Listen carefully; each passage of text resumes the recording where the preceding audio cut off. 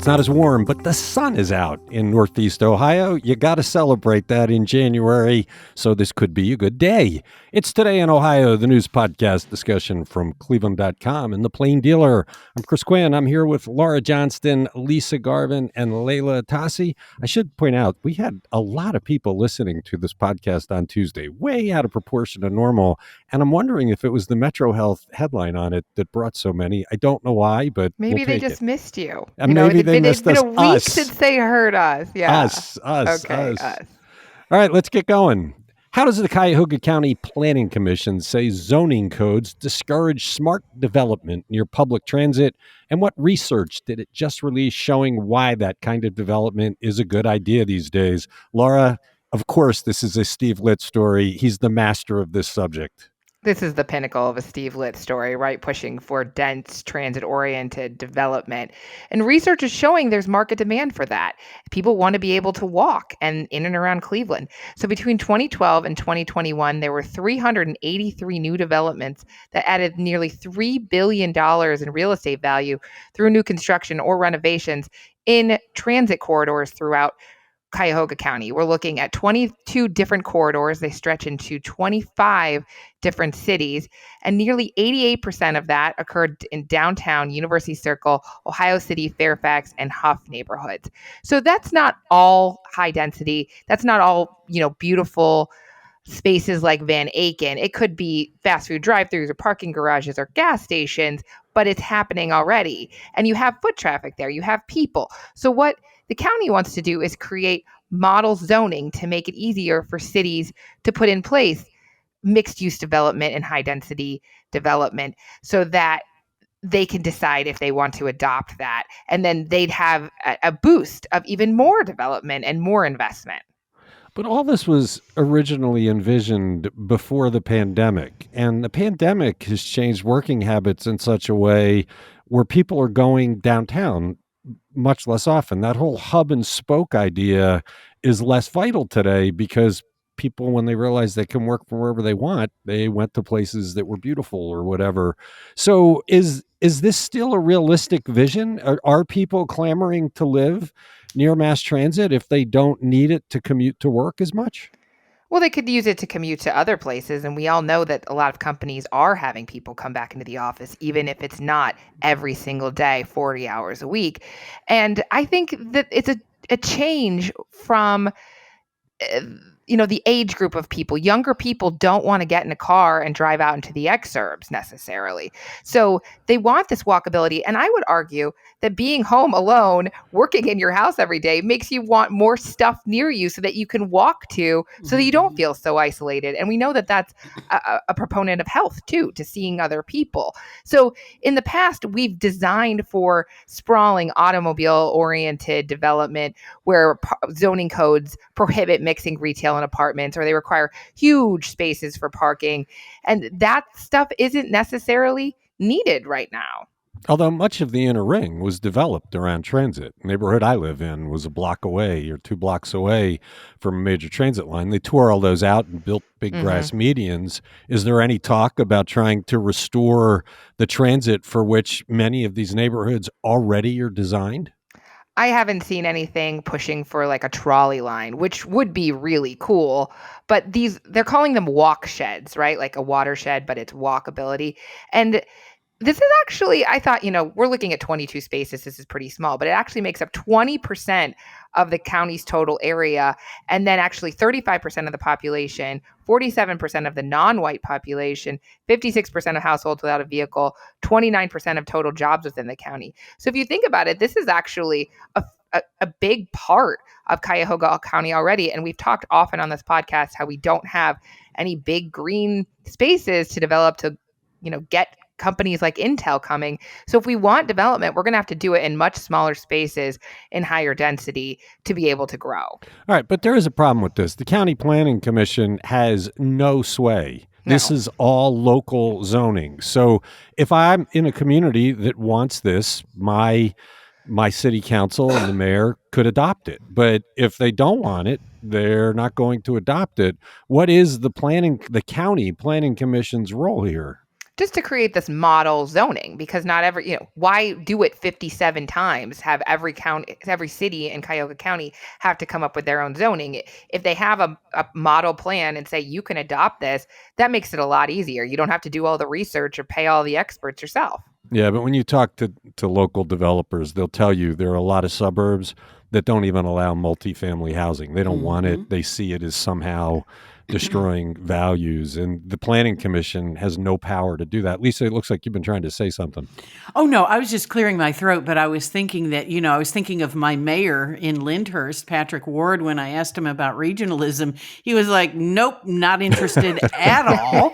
And I didn't know this, but Lyndhurst has no fast food places in it. So they've managed to keep fast food out of Lyndhurst, too.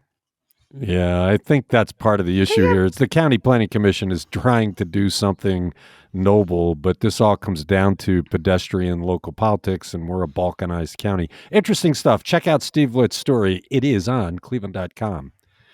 After shivering in a near blizzard in Cleveland less than 2 weeks ago, we've seen 60-degree plus temperatures in several times in the last week. How rare is that, Lisa? 60 degrees in the first week of a new year. It's not a frequent occurrence, Chris. Usually in the first 7 days of January, the average temperature is 34 degrees. So we were way above that. The record high for the first 7 days of January was 66 degrees. That was set in January 5th of 1939 and again on the 6th of January in 1946. So Tuesday's high was 62 degrees. Wednesday, we just barely missed it. The high yesterday at Cleveland Hopkins was 59 degrees. The lowest temperature after a 60 degrees plus day was on 1997, January 5th, when the temperature fell from 65 degrees to 29 degrees. So, and this was a fact that I learned yesterday from Betsy Kling on Channel 2 News. She said that yesterday we set the new record minimum temperature. So the overnight low, early Wednesday morning was 53 degrees. That's a new record minimum for Cleveland that beat the record of 52 degrees back in 1993. Yeah, I'm loving it. As a kid, I remember you had a couple of Januaries like this, and you just were in your glory running around outside. It's just such a far cry from where we were the 2 days before Christmas, where it was about as bitterly cold as it gets, and we saw lots of pipes bursting. I didn't know about the record low. Laura, how did we miss that? I don't know. Usually we're on alert but I think we probably look for record highs a lot more than we look for the highest low. Yeah. If that makes any sense. Salute to Betsy Kling. And apparently new minimum records were set all over Northeast Ohio. I think Mansfield was one. I think Worcester was another. So several cities set new minimum low records on Wednesday morning. Yeah, I know this is probably climate change, but I have no complaints about stepping outside without a coat in January for a couple of days. I'm sorry, you did need a coat, but because it was pouring rain, the ground is totally saturated, and it is destroying all of the snow at Boston Mill. Yeah, that's all you care about. It's just so much prettier when it's white out. I saw your pictures of you skiing and having a great time over the holiday. I don't care. It's Today in Ohio. Frank Jackson announced in 2019 that he would put mental health trauma counselors in city rec centers to deal with all the violence children witness or experience. Then the pandemic hit, and that plan pretty much fizzled. Jackson's successor now plans his own variation of the idea. Layla, what does Justin Bibb have in mind? Yeah, as you said, Chris, Jackson announced these plans to expand the function and role of the rec centers to become these trauma-informed neighborhood resource centers. So in addition to all the usual recreational and sports program that you'd find there, you'd also have social workers who help people and families and the neighborhood process a traumatic event and connect them with mental health resources. But no sooner had Jackson announced this transformative approach than the pandemic hit and everything came to the screeching halt. In fact, rec centers were closed entirely for a few months in 2020, just like everything else was. And then the social workers and other rec staff were pretty much diverted from their usual tasks to start administering vaccination clinics. But Justin Bibb sees a lot of value in the vision that Jackson laid out for the rec centers. He really wants to carry it forward. So back in May, Bibb asked City Council to approve funding for new and expanded programming. It includes less traditional sports like rowing and fencing, and programs related to health and wellness and job and career readiness. There's a visual and multimedia and performance arts component and development and leadership skills. There's also going to be music lessons and even a civic program with Kent State University called the Urban Design Collaborative, where kids identify and then work with an architect and build improvements for their neighborhood, like benches or a bus stop. And so all of these things, a number of outside agencies have been tapped to administer some of these programs. And then there's the trauma-informed care piece. Rec center staffers have been freshly trained in how to identify the signs of trauma and how to interact with young people and their families without re-traumatizing them. And then the next layer is social workers. They can offer short-term counseling and then help people acquire needed services. That could mean assistance with meeting basic needs, food, clothing, transportation. It could be referrals for mental health or medical appointments, or it could be broader, like finding a job or filling out heating assistance applications or getting a GED, things like that. And so that's the new path. That what was important about the trauma counselors back when Jackson announced them, we had learned through Greater Cleveland about the mental blocks that are created in children's brains when they encounter Right. trauma. And part of his goal was, is there a way to address that so that you can remove some of those blocks? And the fact that it all fell apart because of the pandemic, I didn't realize it until Justin Bibb picked it up. I salute Bibb for trying to build on something of his predecessor instead of just sweeping it all away and trying to start new. Right. We always talk about how, new leaders, they want to put their stamp on things. And sometimes that means brushing aside the good ideas of their predecessors. And that's not the case here. But I just wanted to note that one major hurdle that they're going to face is the lagging attendance at the rec centers. They can't quite figure out why it's been really hard to get people in the door. Before the pandemic, they were logging nearly 1 million visitors across all the rec centers, but they're down to a third of that. And they're trying to come up with a strategy to get the word out about all that the rec centers have to offer. What is the theory that people just got out of the habit of going, and so they're all sitting home playing video They games? don't really know. They don't really know. And I think that's probably what it is that probably during the pandemic, people filled their lives with other things and, found other ways to meet that need that the rec center was providing. But there's so much more that these programs are so much more robust. And I think it's just going to it's going to require a very strategic marketing campaign. There's so many ramifications of the pandemic that have yet to emerge. We seem to learn about new ones every day, and here's one that appears to have emerged. It's Today in Ohio. No All-Star games, no NCAA Final Four contests. So how does the Greater Cleveland Sports Commission say it's going to bring in almost $18 million in sports contests this year, Laura? Volleyball. They are betting big on volleyball. That is the bulk of where the money is coming from, but they have 9 sports competitions planned in Greater Cleveland for this year. So this month, Cleveland's hosting more than 450 girls volleyball teams during the Junior Volleyball Association's Rock and Rumble.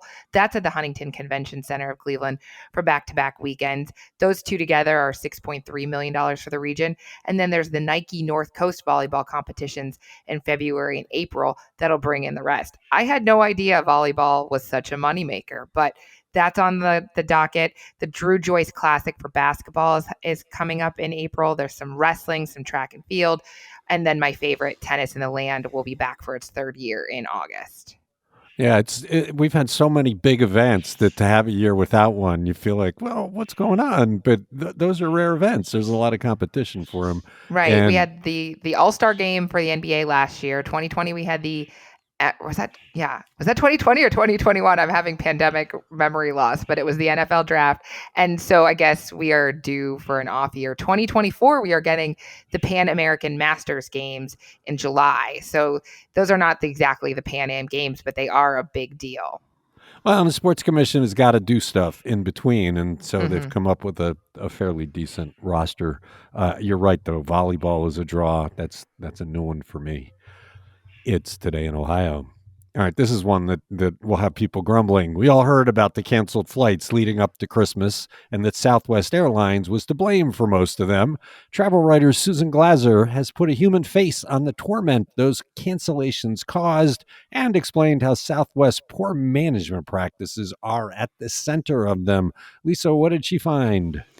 Susan had a couple of friends, Ernie and John, who were supposed to arrive in Cleveland from Providence, Rhode Island on December 23rd. And as you remember, that's when the blizzard came roaring through here. They were rebooked to Christmas Day, but they were told on their plane to Baltimore that their connecting flight to Cleveland would likely be canceled, and it was. So they stayed at a Baltimore hotel overnight. They rebooked and canceled flights 2 more times, or rebooked and had flights canceled 2 more times. Tried to get a car rental. They were all sold out in the Baltimore area. They finally made it to Cleveland on the evening of the 27th. 4 days later, they had to take a United flight from Dulles Airport. But a couple of things that kind of saved them a little bit more trauma is that both guys had carry-ons only, so they didn't have to deal with that nightmare of trying to find their luggage. And they also saved their hotel, food, and travel receipts for reimbursement later on. And Susan said in her story that normally when your flight is canceled, you try to book a new one as soon as possible because hundreds of other people are trying to do the same thing. But that strategy obviously didn't work. And she said you could be, the most seasoned traveler and you still would end up sleeping on a bench at Denver International because of this. Industry analyst Robert Mann said that actually Southwest has technology that dates back to the 1980s and the 1990s, and they really can't run a company this size in this day and age with that kind of, technology. Southwest will recover, he says, but they have to fix their problems. And he said they've been very good and very, quick with reimbursements, for travelers who were inconvenienced. But I must point out, and I saw a report on this and read up on it, is that Southwest has a point-to-point system, which is why I don't fly them. The last time I flew Southwest in the 90s, it landed 8 times before I got to California. So, most airlines use a hub and spoke where they have a hub, Cleveland used to be for United. So it might be that the point-to-point system is part of the problem. Well, when you read about their outdated computer technology, you really did wonder if they had an executive sharing agreement with the Ohio Unemployment Office because it's the same kind of thing. But that would stick in my craw so badly if I had made the plans and got stuck for 4 days missing holiday gatherings because of gross incompetence by the people running the airline. I would never fly that airline again. That would be it. I'd say, this wasn't about the weather. This wasn't about external issues. You guys are clowns. You can't even run your airline. And I lost out on experiences that I can't get back because of it. And it affected 1 million people across the country is the estimate that were scrambling. Sleeping in the airport, it's the worst. Well, then again, to be fair, there was this blizzard. And also they were dealing with rolling staffing shortages. Crews can only fly a certain amount of hours, and then they're benched by requirement.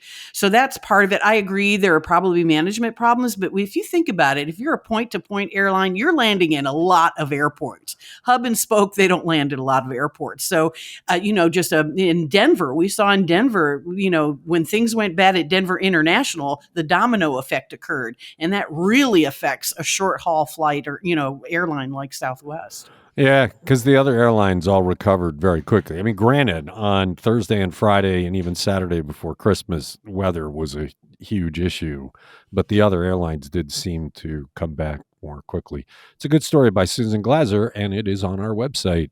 It's Today in Ohio.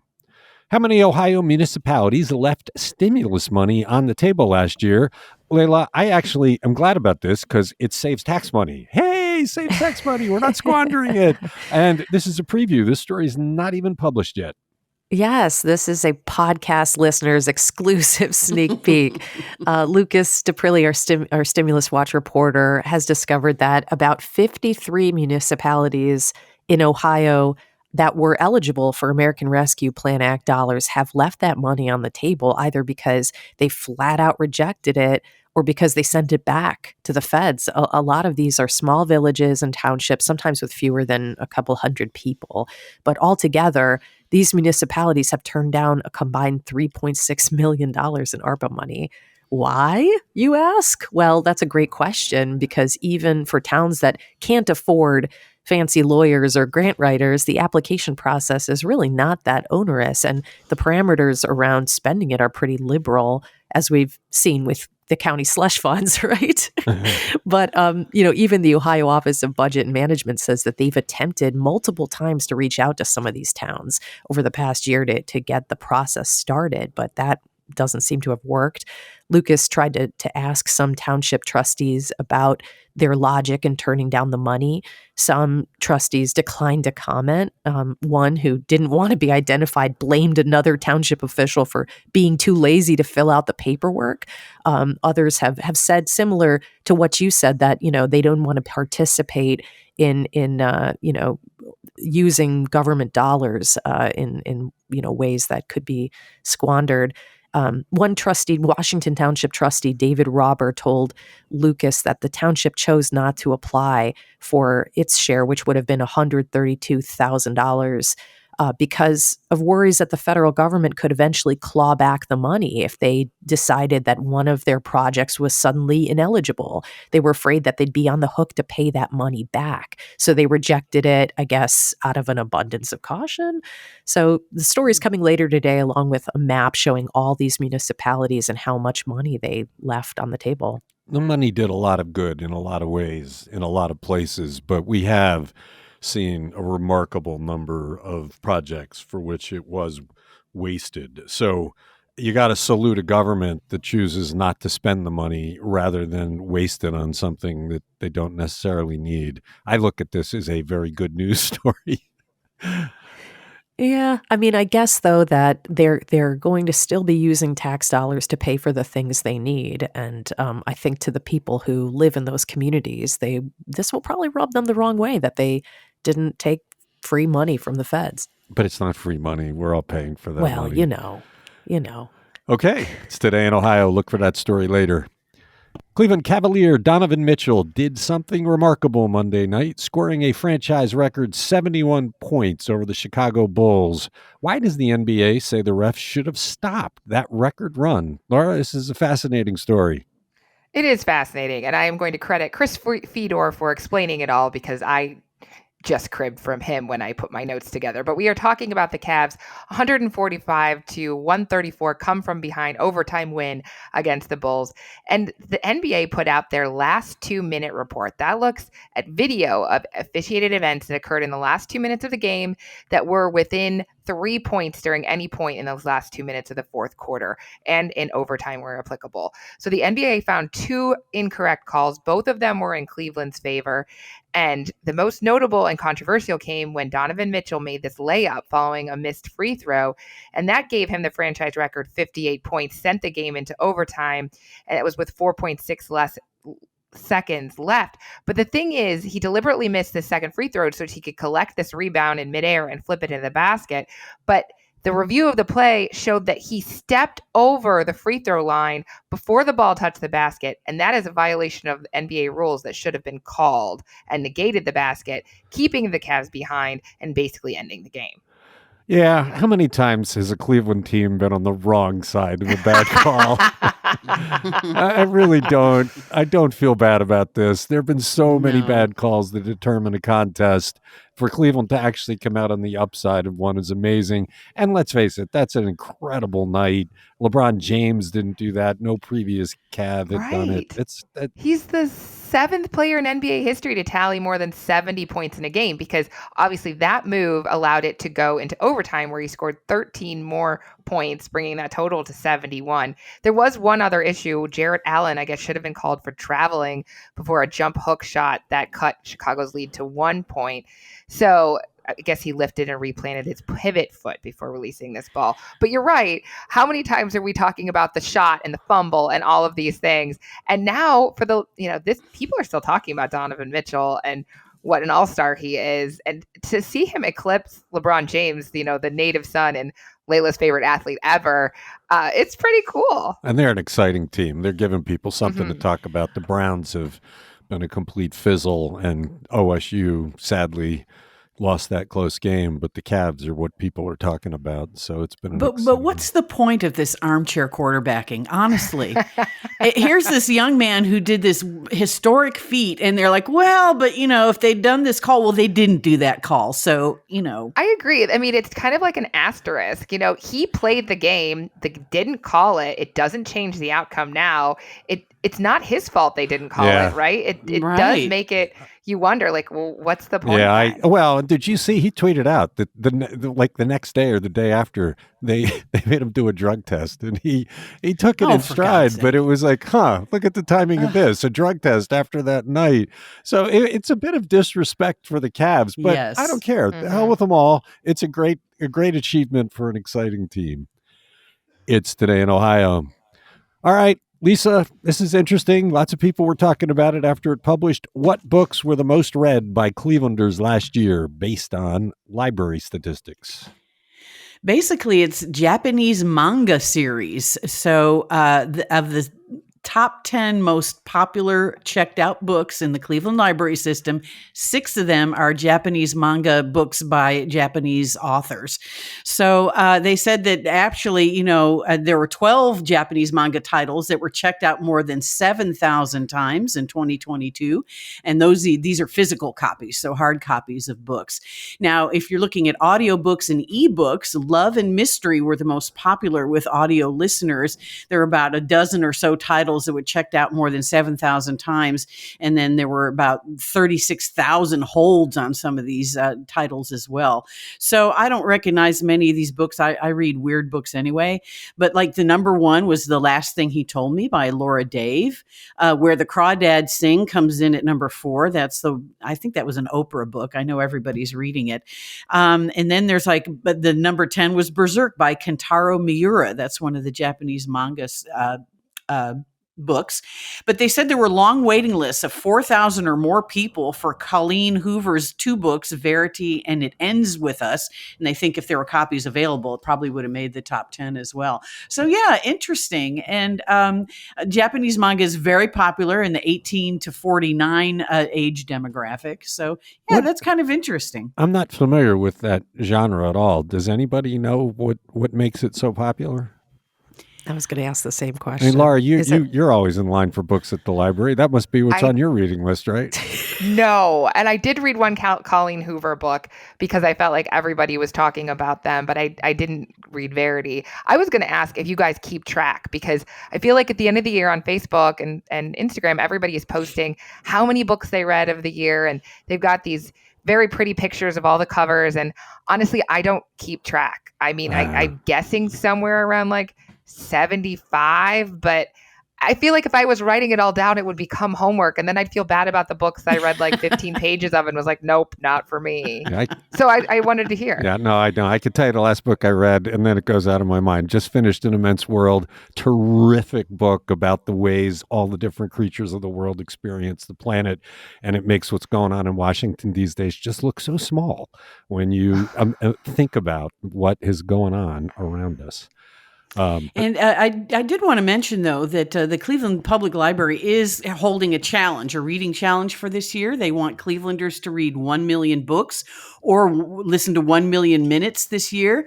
And I noticed in the newspaper, it said time spent reading the newspaper counts, people. So does it count if you read cleveland.com, though? That's we need that, too. What about time spent listening to this podcast? There you go. There's a transcript online, so you can kind of mix and match, right? As long as you don't mind reading, figuring out what the word we actually said was. Right. The transcript. Yeah, that automated transcript has been sometimes quite embarrassing. We've actually had to go in and alter it because it's like putting in obscene words that we did not say. Oh, no. Yeah, hey, but that piques people's interest. Maybe they'll go and listen. No. They want to know what the context was. Yeah, we just put it in there for the search engine equity we get from it. We don't even. And we get complaints when we don't have it in there. Just going to put that from out public there. officials that are worried that we're talking about them because we do.